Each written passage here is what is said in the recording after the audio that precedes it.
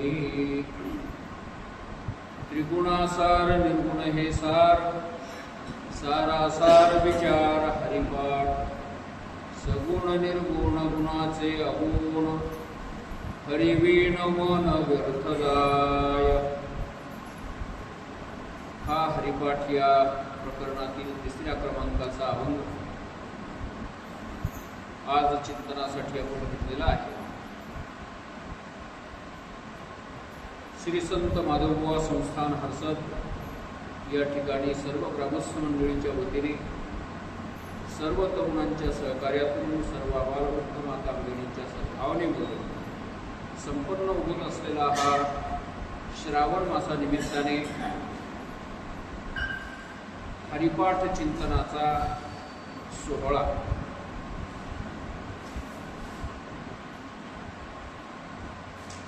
आणि या सोहळ्यातील हा 3ऱ्या क्रमांकाचा अभंग आज आपण चिंतनासाठी घेतलेला आहे. कालही याच अभंगावर आपण चिंतन केलं. त्रिगुणात्मक असलेलं सर्व जग हे असार कसं आहे आणि निर्गुण असलेला जो परमात्मा तो सार कसा आहे हे काल आपण विस्ताराने पाहिलं.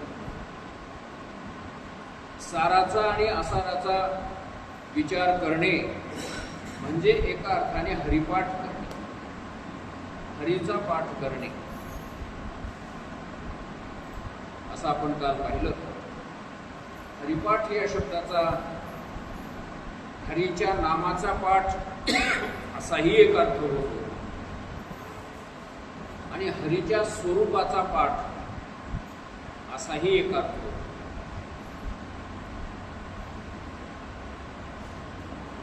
हरीच्या नामाचा पाठ करणे म्हणजे सतत भगवंताच्या नामाचा उच्चार करणे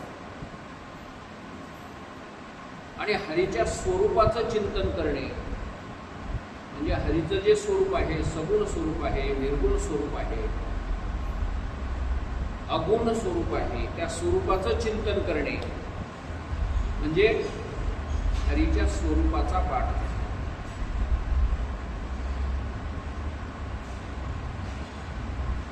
तर सार काय आहे, असार काय आहे याचा विचार करता करताच हरीच्या स्वरूपाचा विचारही आपल्याला सहजासहजी घडून जातो. कारण असार असलेला संसार समजला, बाजूला झाला म्हणजे जे उरलेलं आहे ते सारच आहे. त्याला वेगळं अजून काही निवडून बाजूला काढण्याची गरज नाही. जसं एखाद्या लग्नामध्ये एवढा मोठा भव्य दिव्य लग्नाचा कार्यक्रम कोणी केला हो, या कार्यक्रमाचा मालक कोण आहे, धनी कोण आहे, असं जर कोणी विचारलं तर त्याला एक सरळ साधं उत्तर सांगायचं की बाबा अजून थोडंसं घंटाभर थांब, आगावचे आलेले नंतरचे आलेले पाहुणे निघून जाऊ दे, वराड सगळं निघून जाऊ दे आणि सगळे लोक निघून गेल्याच्या नंतर जो शिल्लक राहील या घरी तो या लग्नाचा मालक आहे, तो धनी आहे, असं कोणाला न विचारता हे आपल्याला सिद्ध करून देता येईल.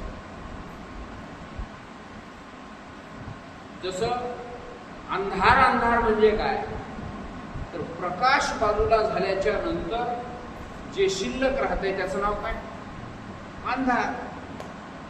प्रकाश म्हणजे काय, तर अंधार निघून गेल्याच्या नंतर जो शिल्लक राहतो त्याचं नाव काय, प्रकाश. प्रकाशाला वेगळं सिद्ध करायची गरज नाही. तसं आसार हे बाजूला झाल्याच्या नंतर, आसार रूप संसार बाजूला केल्याच्या नंतर जे शिल्लक राहतं त्याचंच नाव काय आहे, सार. दाग बाजूला काढून टाकल्याच्या नंतर जे उरतंय त्याचं नाव लोणी आहे.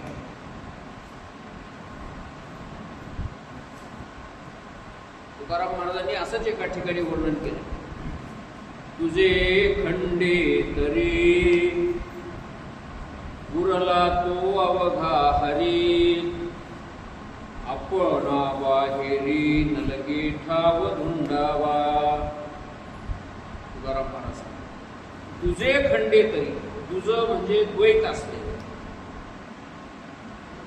ते तुझं द्वैत असलेलं त्याचा खंड झाल्याच्या नंतर, त्याचा बाध झाल्याच्या नंतर किंवा ते निघून गेल्याच्या नंतर उरला तो अवघा हरी. द्वैत बाजूला सरल्याच्या नंतर जे उरतं, जे शिल्लक राहतं तो हरीच आहे.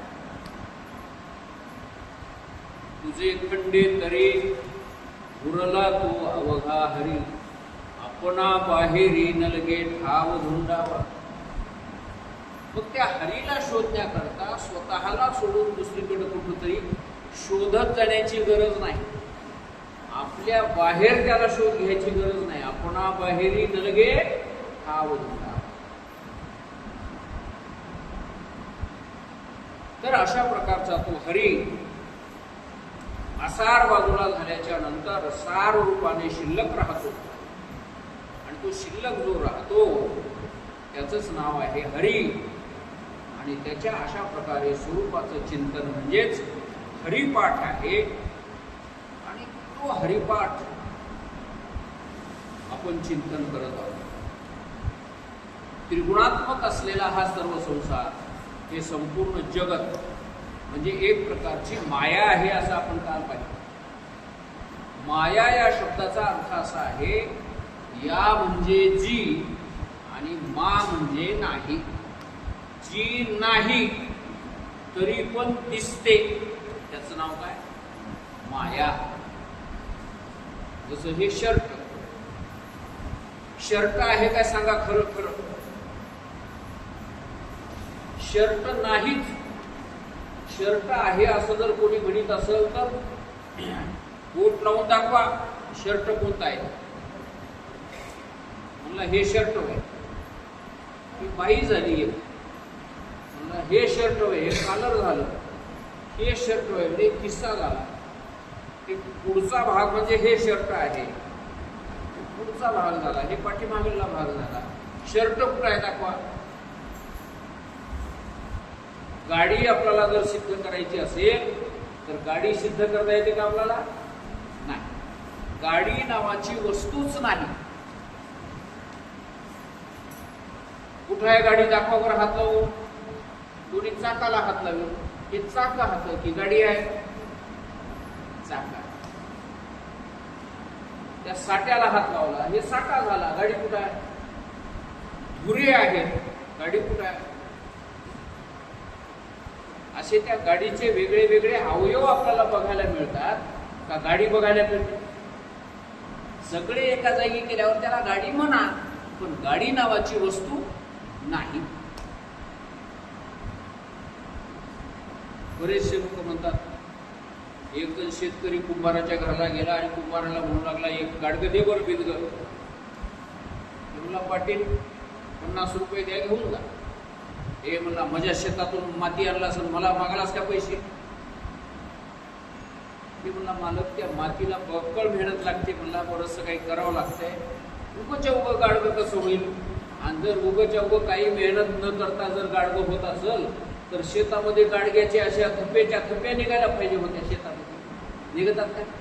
नाही. ते गाडगे तयार करावं लागतं.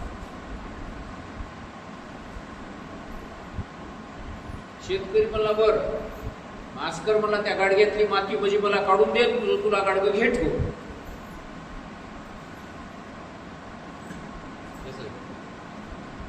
माती काढून दे आणि गाडगं राहू दे तुझ्याजवळ. आता कुंभाराला करता येतं असं? कारण गाडगं नावाची वस्तूच नाही. पण गाडगं आपल्याला दिसतं एवढी गोष्ट खरी आहे, तर सगळी मातीच आहे. पण आपल्याला गाडगं दिसायला लागतं. तसं हे जग नावाची वस्तू नाही. या जगाचा जर आपण बारकाईने विचार करायला लागलो तर या शर्टासारखं कुठं भाई दिसल, पुन्हा भाई सुद्धा दिसणार नाही. कपडा दिसल, कपडाही दिसणार नाही. सूत आपल्याला दिसल, गाडगं दिसणार नाही. माती दिसल. म्हणजे ह्या सगळ्या गोष्टी खोट्या ठरत जातात. याचा विचार जसजसा करत जातो आपण तसतसा हे जग मावळत जातं. विचार आपण करत नाही म्हणून हे जग खरं आहे असं आपल्याला वाटतं. आणि विचार करायला सुरुवात केली रे केली की जग नावाची गोष्ट आपल्या समोर उभी राहत. जसं आता हे मंदिर आहे, मंदिर आहे की चार भिंती हाता सांगा बरं. खरं खरं बोला, मंदिराचं मंदिर आहे की चार भिंती हाता? चार भिंती. आता चार भिंती हाता की विटा वाळू सिमेंट आहे? बोलत सर. विटा वाळू सिमेंट. विटा वाळू सिमेंट. हा बा असं बोलत. आता विटा हाता की माती आहे? माती आहे. अजून त्याच्या पुढे जर थोडस शास्त्राच्या दृष्टीनं बघायचं ठरलं तर माती आहे का त्या जलापासून निर्माण झालेलं पृथ्वी तत्व आहे? ते जलापासून. जल हे मूळ तत्व आहे. जलाच्या पाठीमागं अग्नी आहे, अग्नीच्या पाठीमागं वायू आहे, वायूच्या पाठीमागं आकाश आहे, आकाशाच्या पाठीमागं त्रिगुण आहेत, त्रिगुणाच्या पाठीमागं माया आहे. आणि त्या मायेच्याही अजून थोडस पलीकडे बघायचं ठरलं तर केवळ एक परमात्मा आहे, माया सुद्धा. आता जगत कुठे गेला? आता मावळलं की नाही? सगळं जग मावळलं गेलं. आपण याचा विचार करत नाही म्हणून आपल्याला जग आहे असं वाटतंय, खरं दिसतंय. पण विचारिता निरसले ते प्रपंचू सहजे सांडवले ज्ञानेश्वर. मग तत्वता तत्व उरले ज्ञानी असे.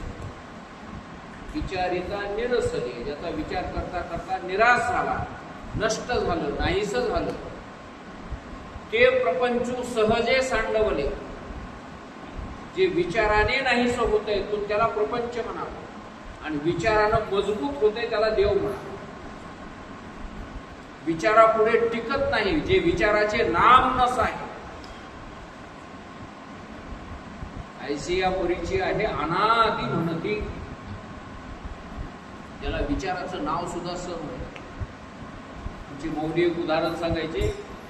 एकाच्या घरी एक पाहुणा आला, मोठा श्रीमंत माणूस, आणि त्या श्रीमंताच्या घरी पाहुणा आला. दोघच नवरा बायको त्या घरी राहायचे. मालक आपल्या दुकानावर गेले होते, व्यापारी होता तो माणूस, दुकानावर जाऊन बसलेले होते. हा घरला आला. घरी एक बाई होती, त्या शेठजीची पत्नी होती. त्या पत्नीनं घरी कोणीतरी पाहुणा आलाय असं समजून पाय धुवायला पाणी दिलं, प्यायला पाणी दिलं, बसायला आसन टाकून दिलं, नाश्त्याची चहा पाण्याची व्यवस्था केली. आणि एवढी सगळी व्यवस्था झाल्याच्या नंतर विचारलं, आपण कोण पाहुणे मला लक्षात आलं नाही. त्यानं सांगितलं, मी मामा आहे. मामा आहे असं म्हटल्याबरोबर त्या बाईला असं वाटलं की मालकाचे मामा असतील. बरोबर, म्हणजे काही हरकत नाही, जेवण करा. आता मालक येतात थोड्या वेळात,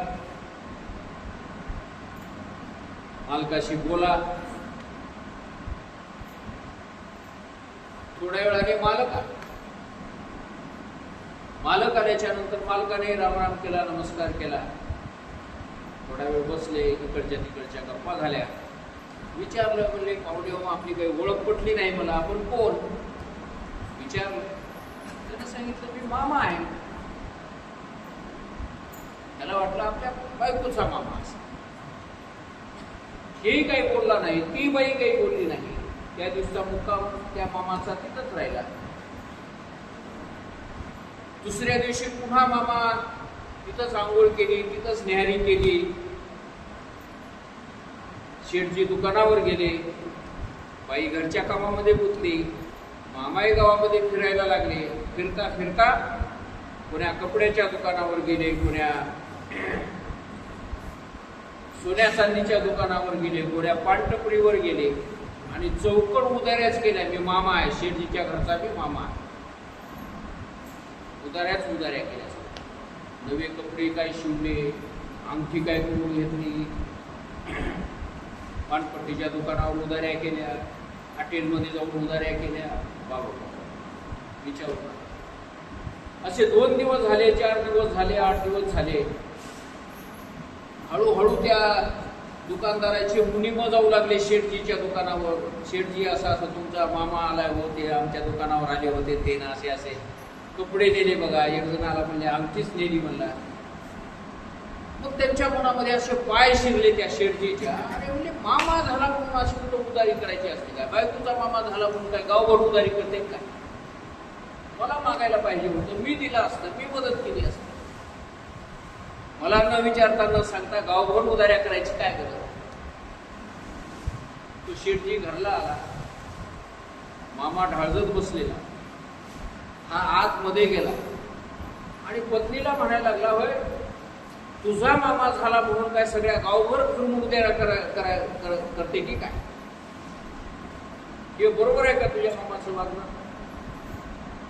अहो ती म्हणली, माझा मामा कसला आलाय, तुमचा मामा म्हणून सगळं मी सहन करायला लागले. म्हणली रोज रोज पुरणपोळीचं जेवण आहे, रोज रोज मागल ते खायला आहे. म्हणली काय सोय करायला? म्हणली तुमचा मामा आहे, तुमचा मामा आहे.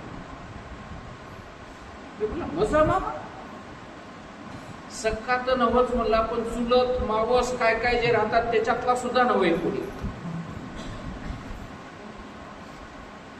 तुझंच असेल म्हणून मी सगळं सहन करतो.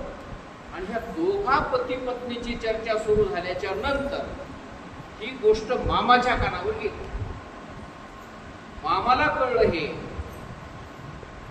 की आता इथं राहणं कामाचं नाही. आपल्याबद्दल चर्चा सुरू झालेली आहे, आता आपलं पित्तळ उघडं पडण्याची शक्यता आहे. आणि मामानं जे पळ काढला, महाराज बस स्टँडच काढला. मामा जे गेला ते पुन्हा काही फिरून आला.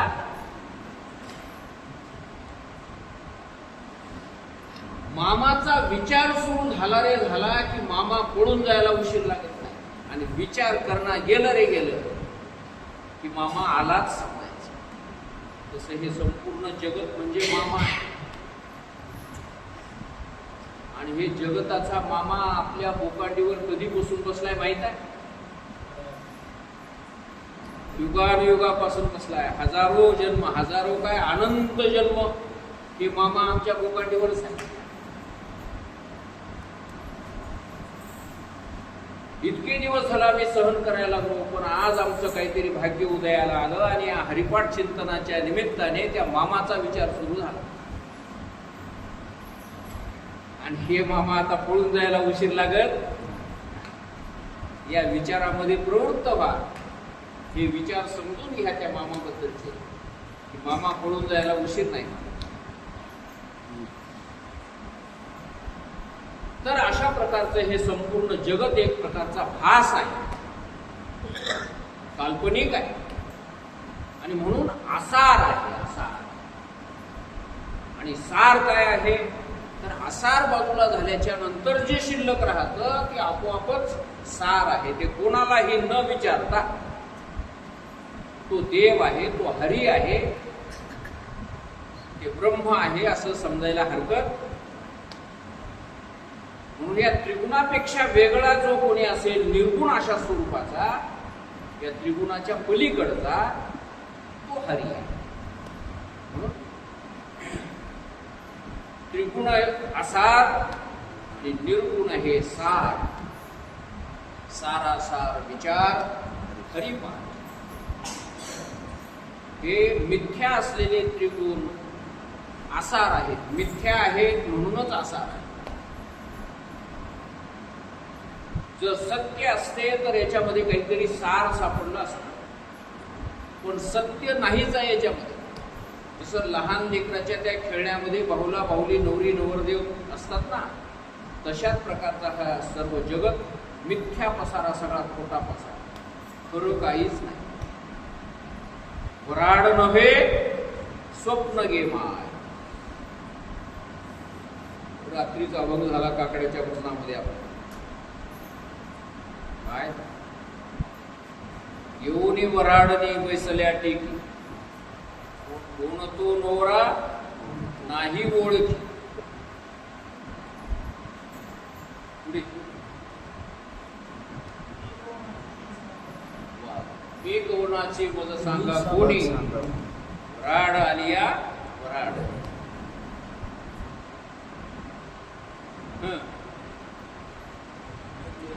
शेवटी आहे वराड म्हणजे स्वप्नाची वराड मोहे स्वप्न गे माय बापटमध्ये घरा विठ्ठलाची. तर अशा प्रकारे वराड मोहे स्वप्न गे माय, हे वराड नसून हे सगळं काय आहे, स्वप्न आहे, मिथ्या बाजार आहे, दिसण्यापुरतं आहे. जसं ढगामध्ये कधी कधी माणसं दिसतात, कधी घुंटत दिसतो, कधी हत्ती दिसतो, कधी कुत्र, काय काय जे ढग आता याने की ढग, त्या ढगामध्ये आपल्याला काही बी दिसतंय, झाडं दिसतंय, घरं दिसतात, पण ते किती वेळचे असतात, किती वेळ टिकणारे असतात, त्यातले माणसं काय खरे असतात का? तशाच प्रकारे हे सगळं जगत जे आहे की नाही, हे तसले ढगात दिसणाऱ्या आकारासारखे हे सगळे माणसं, हे घरदार, हे कुत्रे मांजरे, सगळं हे अशाच प्रकारचा केवळ भास आहे. धनदारा पुत्रजन धनदारा पुत्रजन बंधू सोयरे पिशू सर्व सर्व मिथ्या हे जाणून शरण निघा. हे सर्व मिथ्या आहे असं आपल्याला कळण्याची गरज आहे.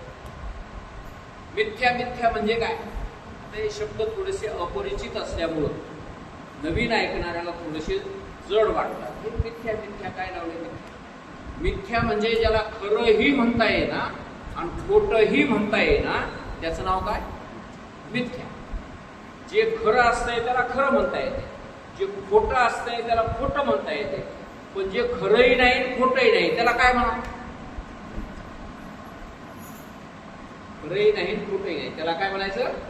त्याला मिथ्या म्हणायचं. मिथ्या असे पदार्थ असतात, असे काही पदार्थ असतात. काही पदार्थ या जगामध्ये सत्य आहे, काही पदार्थ अत्यंत असत आहे आणि काही पदार्थ सत असत अशा स्वरूपाचे.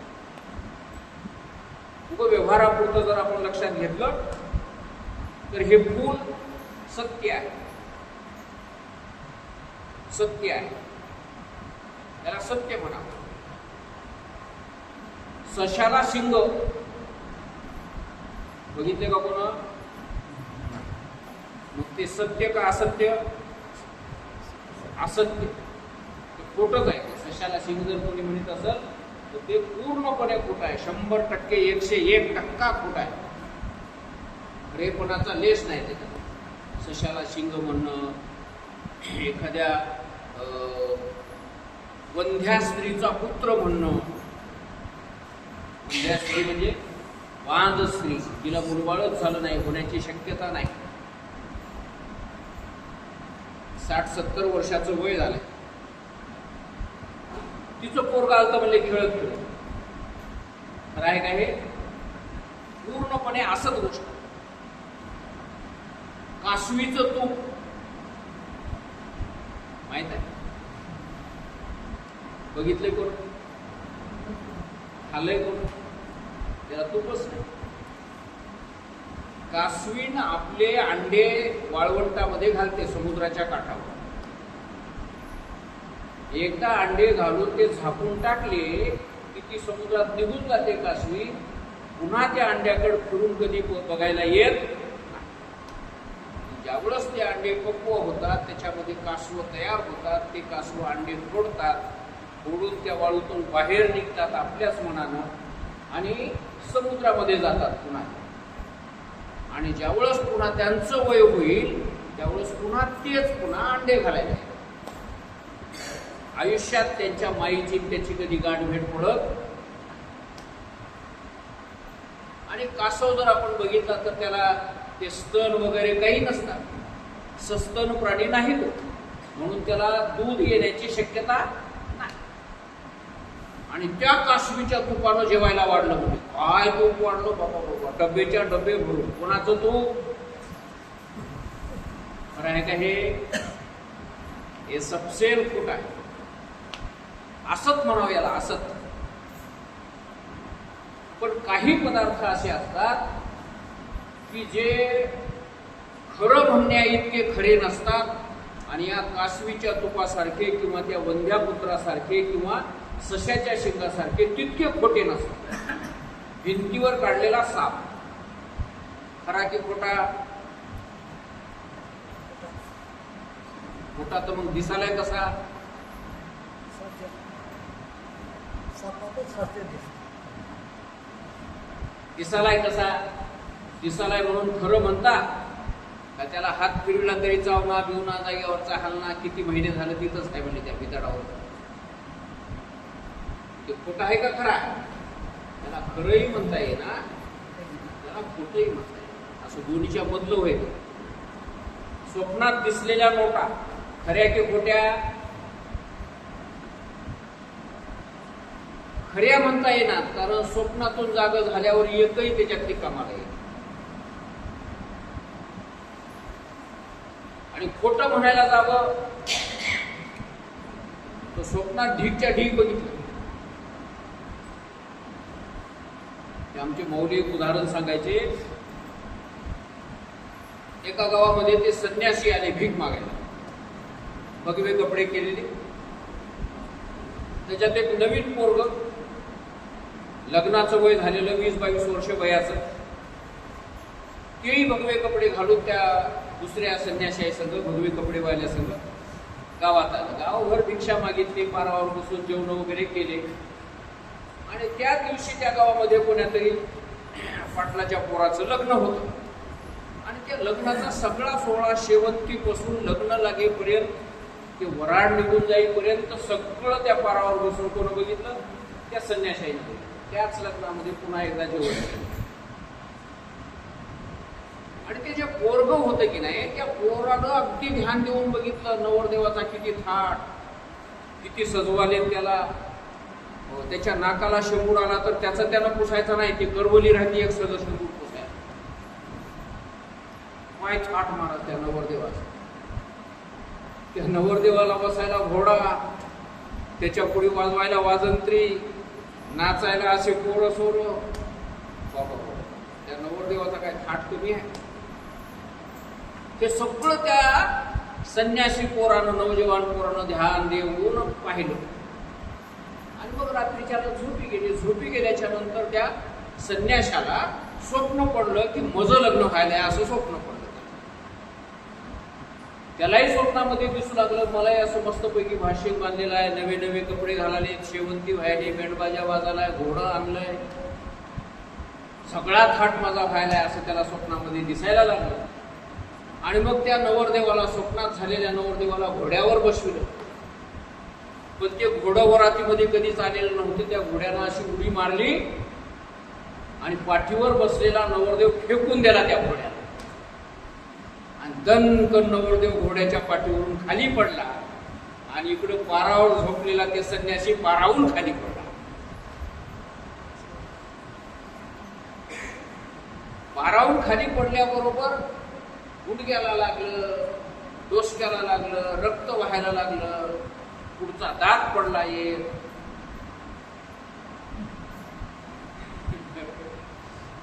अशी बेजारी झाली. आणि मग ते सगळे संन्यासी उठले, अरे कसं पडलास, कसं पडलास? ते म्हणला घोड्यावर पडलो. अरे कुठं आहे घोडं? घोडं कशाचं? कुठलं होतं घोडं? म्हणला लग्नाचं घोडं होतं. म्हणला घोड्यावर बसलो होतो. आणि ते लग्न कोणाचं? म्हणला माझंच लग्न होतं. आणि तुझं लग्न कुठलं? संन्यासी आहेस की तू, तुझं लग्न कसं काय? म्हणला स्वप्नामध्ये ते घोडं दिसलं. म्हणला स्वप्नात लग्न होऊ लागलं. अरे घोडं स्वप्नातलं, आणि गुडघ्याला मार लागला जागृतीमध्ये, दात पडला या तोंडाचा. फजिती झाली, बेजारी झाली. दुसऱ्या दिवशी सगळे माणसं म्हणू लागले, संन्यासी महाराज दात कशाला पडला? आता काय सांगा? विनोदाचा भाग सोडा, मला काय सांगायचंय. आता ते स्वप्न खोटं का खरं सांगा? खोटं म्हणावं तर दात पडलाय, बरं खरं म्हणावं तर नवरी दाखवा कुठं आहे? नवरी नाही, लग्न नाही, घोडा नाही, काहीच नाही, तरी पण दात पडला. त्याला खरंही म्हणता येईना आणि त्याला खोटं सुद्धा. तसं या सगळ्या संसाराला खोटं म्हणायला जावं तर रोज आमचं ते छाती फुटाले, हे संसार रोज बेजारी करायला. रामकृष्ण आहे.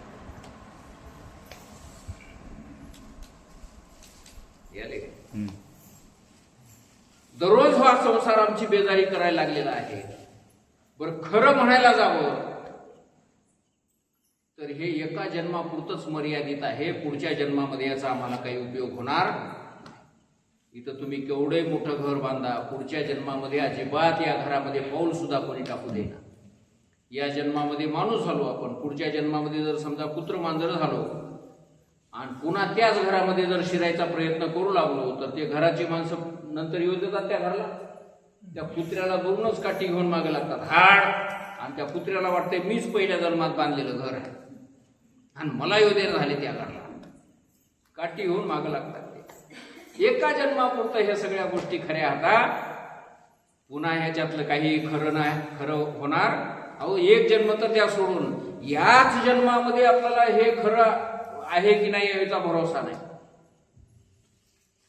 याच जन्मामध्ये माया विघ्ने भ्रमला खरे, माया विघ्ने भ्रमला खरे, म्हणता मी माझे निघरे, येतो येतो संपत्तीचे वारे, साचो कारे जाईल.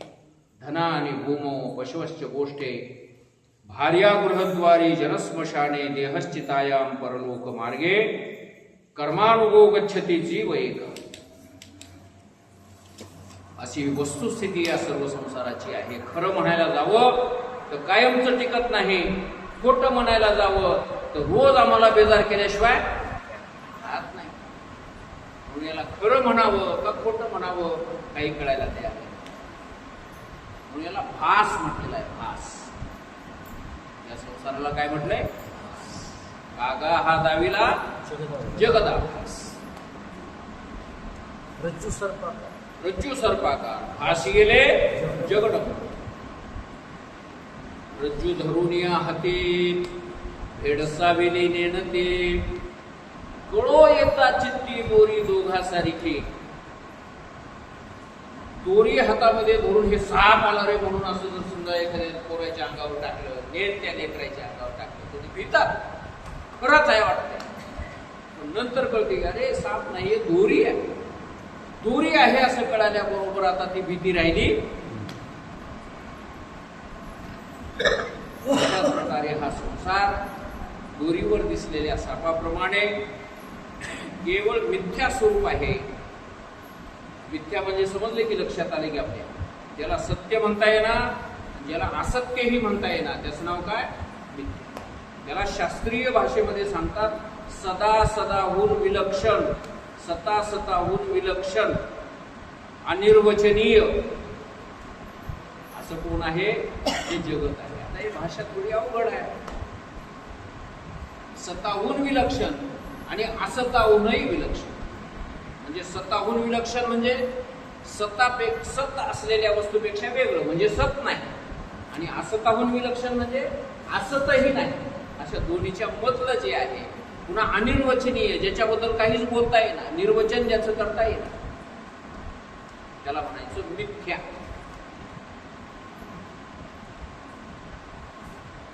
तर बरेचसे उदाहरणं सांगता येतील. एक महाराज एका गावाला गेला, कीर्तन केलं. एका पाटलाने आपल्या घरी त्याला झोपायला नेलं आणि दोघही जण एका खोलीमध्ये झोपले. झोपते वेळेस आपल्या जवळची 100 रुपयाची नोट पाटलानं आपल्या शर्टाच्या खिशात ठेवली आणि ते शर्ट खुंटीला अडकून ठेवलं. दोघही जण झोपी गेले. सकाळी ज्यावेळेस पाटील उठले त्यावेळेस 100ची नोट खिशामध्ये सापडली नाही. त्या खोलीमध्ये तर या दोघांशिवाय तिसरा कोणी आला नाही. मग आता ही 100ची नोट कोण चोरली? बोलत महाराजानं चोरली, ठीक आहे. कारण तिसरं कोणी त्या खोलीमध्ये आलं. आता पाटील काही बोलले नाही, पण मनामध्ये निश्चय झाला की हे वरून दिसायला जरी महाराज असला तरी हा खरा महाराज नाही. असा काय झाला? मनात निश्चय झाला. म्हणजे महाराज हा वरून वरून दिसतो पण आहे खरा चोर. मग त्याला चोर म्हणावं का महाराज म्हणावं? कोणतंही म्हणायला. चोर म्हणायचा तर महाराजांनी दिसालाय, कीर्तन करायलाय छानपैकी. महाराज म्हणावं 100 रुपये खिशातले गेले, याला म्हणायचं मिथ्या. हेही म्हणता येऊ नये, तेही म्हणता येऊ. जसं या जगाला सतही म्हणता येणं, असतही म्हणता येणं, असं हे जग त्रिगुणात्मक असलेले हे संपूर्ण जग आसार आहे, म्हणजे मिथ्या आहे, काल्पनिक आहे, भासमान आहे. आणि सत जर काही असेल, वास्तविक जर काही असेल, तर तो परमात्मा आहे, तो सार आहे. त्रिगुणापेक्षा तो वेगळा आहे, त्रिगुणाच्या मध्ये तो येणारा नाही, म्हणून तो निर्गुण आहे आणि तो सार. आणि अशा प्रकारचा साराचा आणि आसाराचा विचार म्हणजेच हरिपाठ. असं हे पहिल्या चरणाचा विस्तार आपल्याला पाहता आला. आता दुसऱ्या चरणाकडे वळू आपण. दुसऱ्या चरणामध्ये ज्ञानेश्वर महाराज म्हणतात, सगुण निर्गुण गुणाचे अगुण हरिवीन मन व्यर्थ जाय. हरिपाठ लय अवघड. सगुण निर्गुण गुणाचे अगुण हरिवीन मन व्यर्थ जाय. आता हे सगुण निर्गुण गुणाचे ना अगुण हे काय आहे, तर याचाही खूप मोठा विस्तार आपल्याला करून सांगावा लागेल. एक सगुण परमात्मा आहे, एक निर्गुण परमात्मा आहे आणि एक अगुण परमात्मा.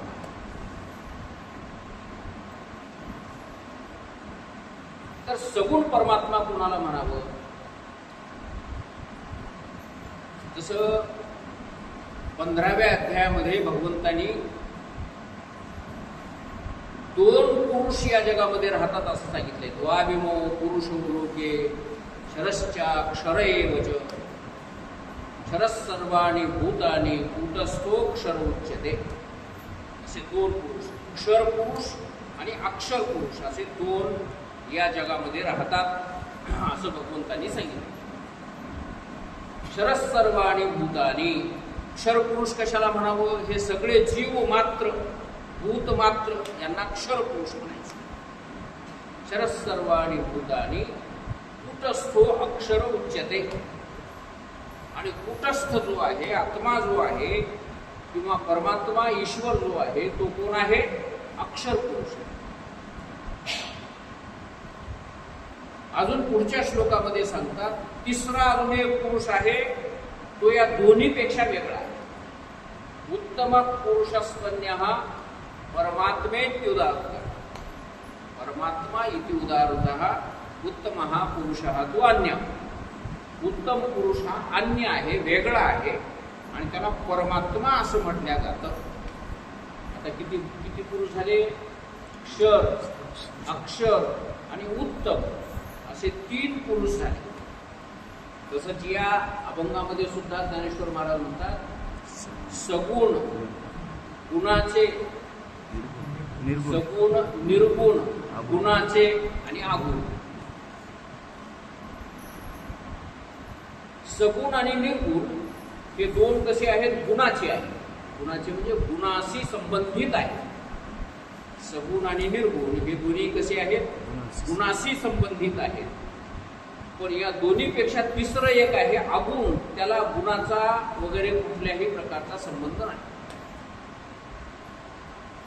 गुण ते तो नव्हे काही, गुणा तया संबंधू नाही, परी तयाच्या चिठाई आभासती. ज्ञानेश्वर महाराजांनी सांगितलं. गुणाचा त्याचा कुठल्याही प्रकारचा संबंध नाही, अशा प्रकारचा एक अगुण असा प्रकार.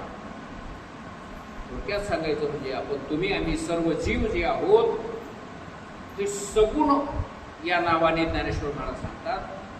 हे जीव रूपी एक परमात्मा, क्षर पुरुष ज्याला भगवंतांनी म्हटलेला आहे, त्याला सगुण या ठिकाणी ज्ञानेश्वर. आणि निर्गुण म्हणजे जो ईश्वर आहे, जो मायेच्या अधीन आहे, जो या सगळ्या जगाची निर्मिती करतो, जगाचं पालन करतो आणि जगाचा संहार करतो, तो निर्गुण परमात्मा. पण तोही गुणात अडकत नसला तरी पण गुणाच्या संबंधातलाच आहे. गुण त्याच्यावर प्रभाव टाकत नाही, तरी पण तो गुणाच्या अधीन जरी तो नसला तरी पण गुणामुळेच तो आहे. अवघड आहे. विचारसागरामध्ये आपल्याला बघायला मिळतं, अविद्या उपाधीने युक्त असतो तो जीव असतो आणि माया उपाधीने युक्त असतो तो ईश्वर असतो. निर्मळ सत्वगुण प्रधान असलेली जी माया आणि त्या मायेचा अधिष्ठान जो कोणी आहे तो ईश्वर आहे. आणि मलिन सत्वगुण प्रधान असलेली जी अविद्या, त्या अविद्येपासून जो निर्माण होतो त्याचं नाव काय आहे? जीव आहे. नाथ महाराजही आपल्या हरिपाठामध्ये सांगतात, कल्पना विद्या तेने झाला जीव, मायोपाधी शिव बोली जेते. कल्पना अविद्या त्याच्यापासून काय झाला? जीव झाला. आणि मायेच्या उपाधीने जो युक्त असतो त्याला शिव म्हणावं. शिव म्हणजेच ईश्वर, त्याला ईश्वर. मायोपाधी शिव बोली जेते. तर तो जीव जो आहे तो सगुण आहे आणि शिव जो आहे तो निर्गुण आहे. आणि या जीव शिवाच्या पलीकडे जे ब्रह्म आहे ते अगुण आहे. पण या दोघाला मात्र गुणाचा संबंध आहे. म्हणून सगुण निर्गुण गुणाचे, इथं थांबा, सगुण आणि निर्गुण हे दोन कसे आहेत? गुणाचे आहेत, गुणाच्या संबंधातले आहेत. पण अगुण जो आहे तो परमात्मा आहे, ब्रह्म आहे. माया ही त्या ब्रह्माच्या एका अंशावर आहे आणि बाकी असे अनंत अंश परमात्म्याचे बिना मायेचे शिल्लक. माया केवढी मोठी आहे याचा विचार करा थोडासा. आपल्याला त्या विज्ञानाच्या पुस्तकामध्ये किंवा विज्ञानाच्या कथामध्ये आपल्याला ऐकायला मिळतं,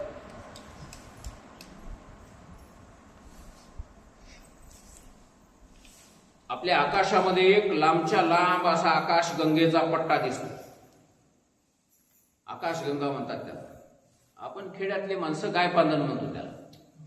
पांढरा शुभ्र असा चांदण्याचा पट्टा याकडचा त्याकडला असा पसरलेला आपल्याला बघायला मिळतो. त्या आकाशगंगेचा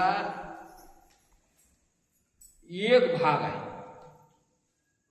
दुसरा असाच एक पट्टा पलीकडच्या बाजूला आहे, ते आपल्याला दिसत नाही. या पट्ट्यातलेच आपण आहोत, की पलीकडच्या पट्ट्यातला आपल्याला पता नाही.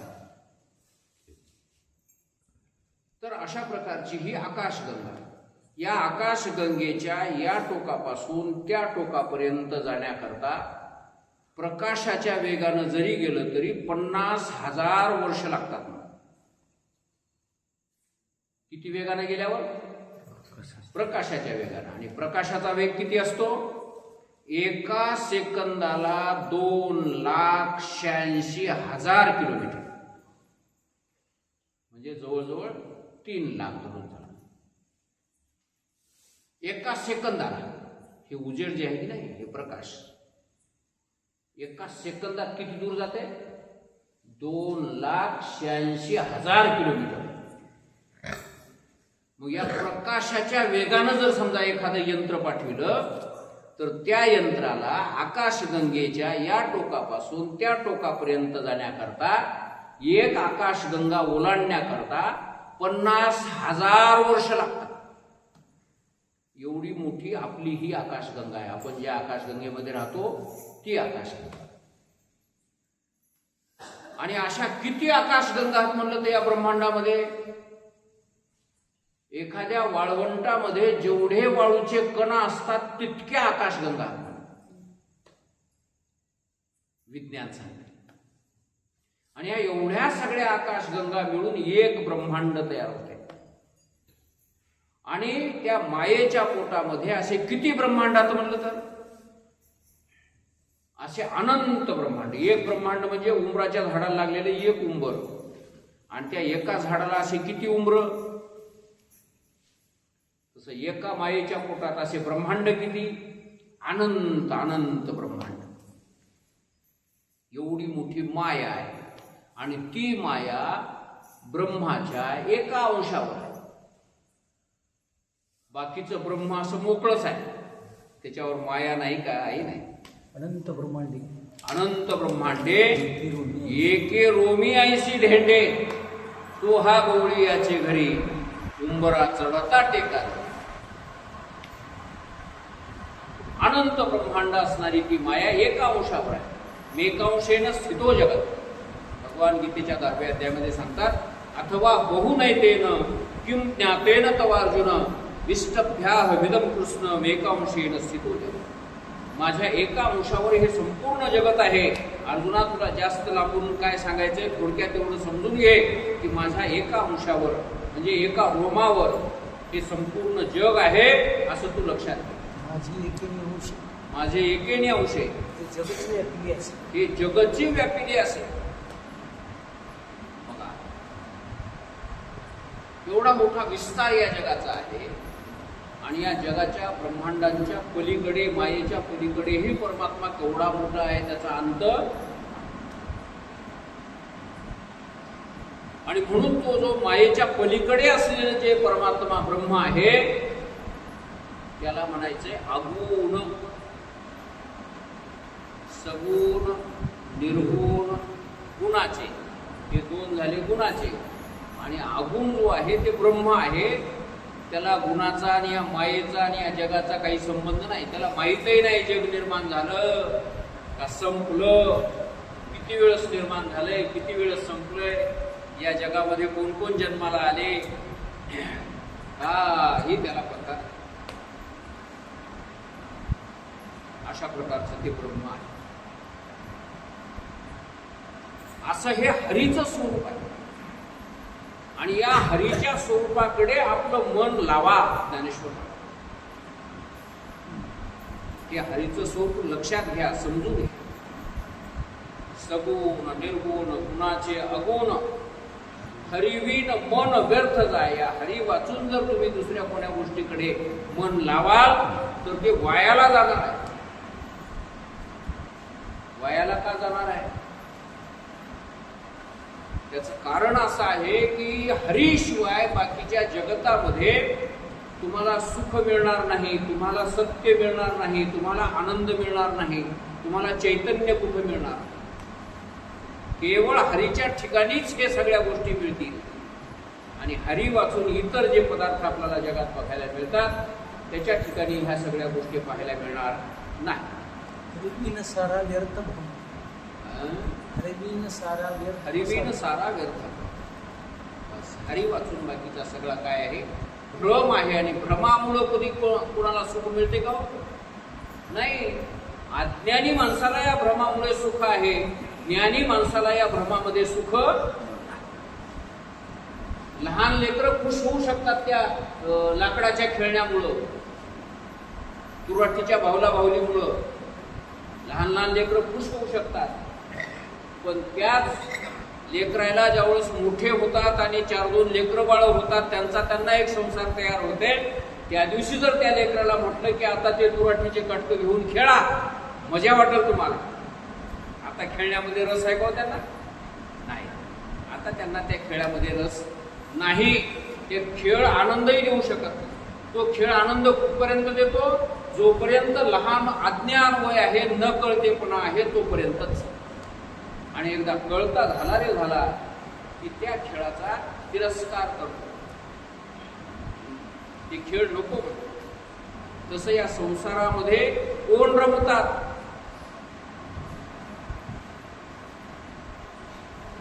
अज्ञानी लोक रमतात.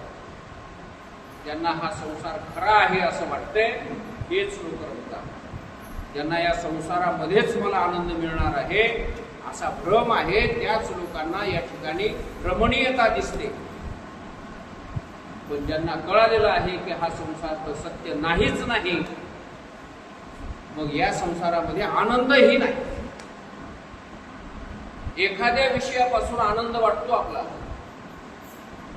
आज सगळ्यांनी पोळ्या खाऊन आले, हे की नाही? पोळ्या खाताना आनंद वाटला की नाही? आनंद वाटला. उद्या सकाळी अजून पोळ्याच खायच्या. आत्ताच्या एवढा आनंद वाटेल काय? नाही वाटणार. पुन्हा उद्या दुपारी पोळ्याच खायच्या. आता आनंद आहे का त्याच्यात? पुन्हा संध्याकाळी पोळ्याच खायच्या. माणसं काय म्हणतील?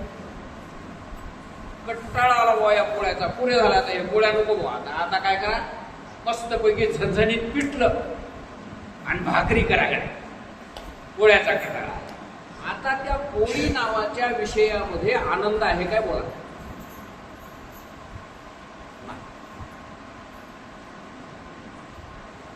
जे अंगूर, जे आंबे आपल्याला किती आनंद देतात. हा हा, काय बघायचं. पण तोच एखादा आंबा जर कुत्र्याच्या समोर टाकला तर काही मजा आहे त्या कुत्र्याला? आंब्याची आंबा खाते कुत्र कधी? मांजर?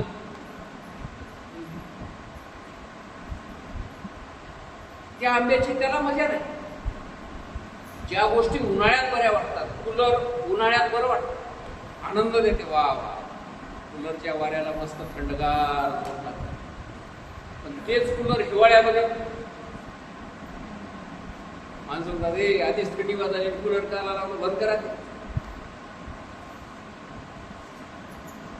ज्या गोष्टी ज्या काळामध्ये आनंद देतात त्याच गोष्टी दुसऱ्या काळामध्ये आनंद देतीलच असं नक्की नाही. म्हणजे विषय सुद्धा जाग्या जाग्यामध्ये देश बदलला की विषयाचं स्वरूप बदलतं. हिमालयामध्ये राहणारे लोक अंगावर 2-2, 4-4 कपडे घालतात, स्वेटर घालतात, डोक्याला टोपी घालतात, कारण बर्फात राहायचं त्या लोकांना, हिमालयामध्ये राहायचं. पण तेच लोक हिमालयात राहणारे, अंगावर 2-2, 4-4 चादरी पांघरून झोपणारे, तेच जर समजा आपल्या या नांदेड जिल्ह्यामध्ये आले आणि तेही चैत्र महिन्यामध्ये आले, वैशाख महिन्यामध्ये आले, तर आता चादरी पांघरून झोपतील काय? जे चादरी स्वेटर त्या हिमालयामध्ये आनंद देणारे ठरतात, तेच स्वेटर चादरी इथं आल्याच्या नंतर त्रास देणारे ठरतात. म्हणून एकाच विषयापासून नेहमी आनंद माणसाला मिळत नसतो. एकाच ठिकाणी त्याच विषय एकच आहे, पण ठिकाण बदललं तरी त्याच्यापासून आनंद मिळत नाही. म्हणून या संसारातला जो आनंद आहे ना, तो आगमापायी आहे, येणारा जाणारा आहे, कायमचा टिकणारा नाही. माणसं आनंद व्हावा म्हणून लग्न करतात का दुःख व्हावं म्हणून लग्न करतात? तरी काहीतरी आनंद व्हावं, काहीतरी आनंद व्हावा म्हणून लग्न करतात. मग आता लग्न झालेले माणसं भांडतात की नाही नवरा बायको? आनंद जर असला तर भांडणं कसं काय करीत होते? त्याला काय माहिती?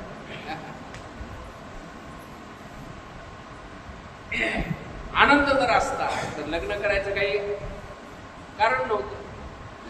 आनंद आहे तर मग लग्न ठीक आहे बुवा, पण लग्न झाल्याच्या नंतर भांडणं का करतात? मग हरकती काय घेतात? एकमेकाला मारून काय घेतात? एका घरचं जोडपं नेहमीच हसत राहायचं, शेजारच्याला वाटायचं ह्याच्या घरी नेहमीच हसतात, खुश राहतात सगळे, नवरा बायको दोघेही जण खुश राहतात. काय कारण असलं पाहिजे? आमच्या घरी तर रोजच भांडणं होतात, ह्याच्या घरी एवढी खुशी कस काय? त्याने एक दिवस एवढी विचारलं त्याला शेजाऱ्याला, म्हणजे दोघेही जण तुम्ही मस्त हसत राहता, खुश राहता नेहमी, काय कारण आहे म्हणजे तुमच्या दोघांच्या खुश राहण्याचं? तुमच्यात भांडणं होईनात का तेव्हा? आमच्यामध्ये तर रोजच भांडणं होतात. तिनं सांगितलं, हे बघा आमच्यातही भांडणं होतात, कवा कवा ती मला कप फेकून मारते, कवा कवा बशी फेकून मारते, कवा कवा भगोनं फेकून मारते, चहा सगट फेकून मारते. आणि ते जर मला लागलं की तिला हसू येते, ती खुश होते म्हणला. आणि जर समजा मी हुकून घेतलं तर मी खुश होतो म्हणला. असं एकंदरीत आम्ही दोघंही खुश, कधी ती खुश कधी मी खुश. असला आनंद कुठं आहे? असा आनंद संसारामध्ये आहे. आता याच्यापेक्षा भारीचा आनंद संसारात मिळत ना, म्हणून ह्यालाच आनंद म्हणून राहायचा. जसं एखादा भिकारी 7-8 दिवसाचा उपाशी आहे, त्याला कोंडाच मिळाला. आता कोंडाच त्याला पोळ्यासारखा आहे, त्याला पोळी समजून खायचं, बाकी दुसरं काय.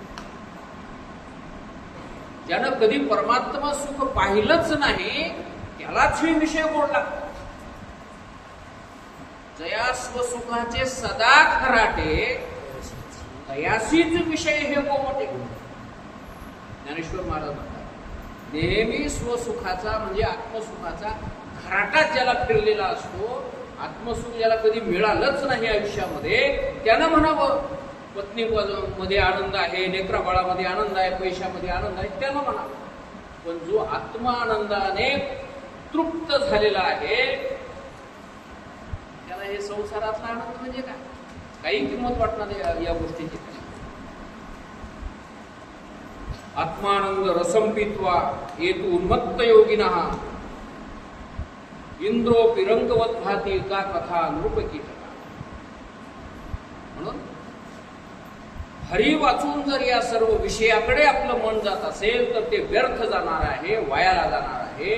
कारण या विषयापासून, या संसारापासून कायमस्वरूपी आनंद आम्हाला कधी मिळत नाही, कायमस्वरूपी सुख कधी मिळत नाही. क्षणभर मिळतं. एक क्षणभर सुख मिळविण्याकरता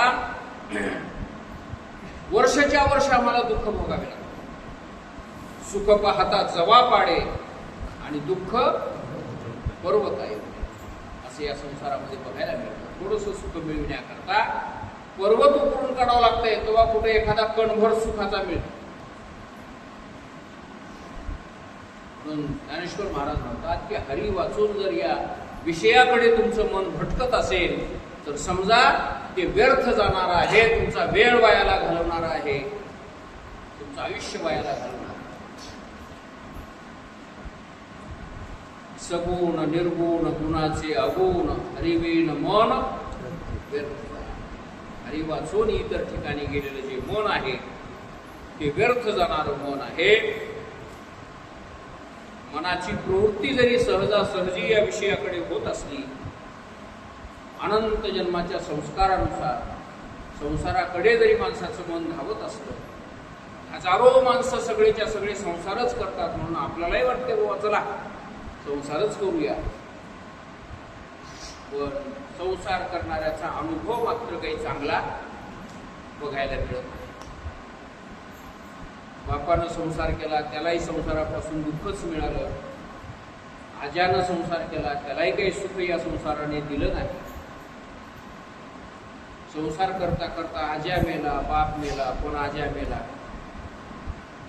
बघता बघता नातू पंतू सुद्धा त्याच वाटायला लागले, पण या संसारानं कोणाला आतापर्यंत कधी सुख दिलं नाही.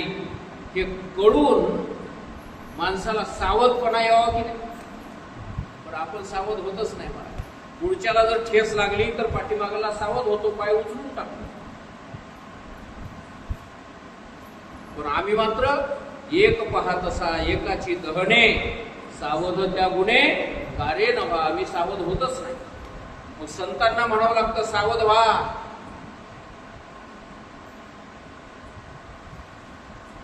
हरिवीण मन व्यर्थ जाय. हरी वाचून तुमचं मन हे व्यर्थ जाणार आहे, वायाला जाणार आहे. सावध व्हा. हरीकडे मन लावण्याचा प्रयत्न करा. सावध होऊन भजली लागा. सावध होऊन भजली लागा. देव करा काही.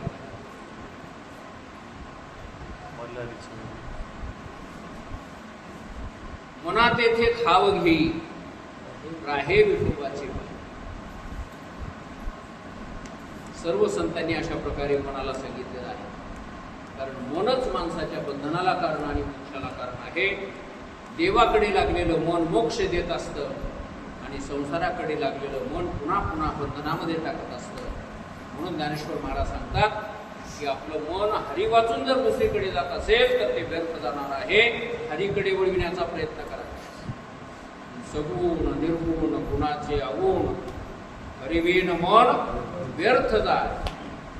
पुढे ज्ञानेश्वर महाराज सांगतात अव्यक्त निराकार नाही जे आकार जेतुनी चराचर हरिसी भजे ज्ञानदेवा ध्यानी रामकृष्ण म्हणे अनंत जन्मोनी पुण्य होय. हे आपण आता उद्याच्या लग्नाला कुंडलिक वरदा हरी विठ्ठल श्री ज्ञानदेव तुकाराम